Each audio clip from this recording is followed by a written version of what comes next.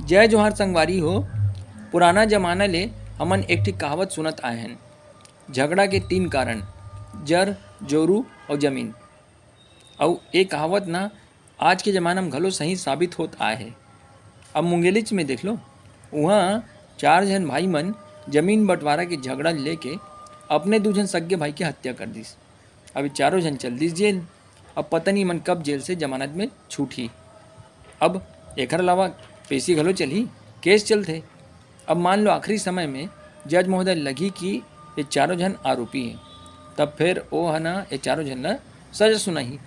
अब सजा घलो जानते हो हत्या के मामला में अच्छा लंबा चौड़ा पड़थे। अब फिर तो यहाँ तो 2 जन की हत्या होए और जिन मन मरे हैं तेन मन ना इखरे सगे भाई रिसे। यू चीज़ ला जज महोदय ध्यान में रखी। अब मान लो ये चारों झन ला उम्र कैद के सजा हो गया या आजीवन कारावास की सजा हो गया। फिर का मतलब पड़िस, जिन संपत्ति के नाम लेके ई मन हा अपने सगे भाई के मन के हत्या करे है, फिर कोई मतलब ही नहीं पड़िस ना। काबर कि ए मन ना वो संपत्ति के मजच नहीं ले पाही भाई, इमन तो जीवन भर फिर जेल में रही। त राम मिली न माया वाला हिसाब हुई खर संग। अब ये पूरा मामला देख के ना मोले एक बात समझ में आते कि पूरा जो मामला है तेन ना संपत्ति के बंटवारा ला लेके है। अब मान लो ये चारों झन ना वो बंटवारा से असंतुष्ट हुई, तब भाई बंटवारा कौन करते? बंटवारा जिन परिवार के मुखिया रहते तेन अपन संपत्ति करते अपन संतान मन के बीच में। फिर चाहे वो संतान है लड़का हो चाहे लड़की हो, वैध संतान हो चाहे अवैध संतान हो। भाई अब तो नियम बन गए सुप्रीम कोर्ट के, जहाँ तक मुझे जानकारी भाई आदेश है कि 2006 के बाद अगर कोई संपत्ति बंटवारा होते तब वो लड़का और लड़की वैध हो चाहे अवैध हो सबके बीच में ना बराबर बराबर बंटवारा हो ही। अब होते का कि गांव घर में ना सियान मन के मौजूदगी में मुखिया अपन संतान मन के बीच में संपत्ति बंटवारा कर देते। अब वहाँ तो ऐसे है कि जेन ला जतका मिलिस ओमा संतुष्ट रहल पड़थे और संतुष्ट नहीं रहता फिर ऐसने घटना घट जाते।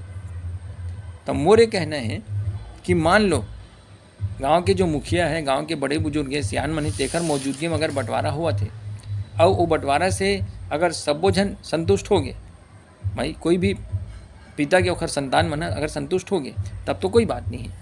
लेकिन अगर मान लो कहीं भी कोई भी एको जन असंतुष्ट है तना जो संपत्ति बंटवारा तेन ना न्यायालय के माध्यम से होना चाहिए। काबर कि आप सब जन जानते हो न्यायालय है ना कोकरो पक्ष में नहीं रहे, वो तो निष्पक्ष रहते। तब वहाँ से अगर बंटवारा हुई तब हर संतान ला ना सहमत हो पड़ी, और अगर सहमत नहीं हुई तो फिर वही है कि सजा भुगते पर तैयार रही। ये डर मन में बैठे रही और वो स्थिति में ना ऐसने जो दिल दहला देने वाला जो घटना है ना ये सामने नहीं आई।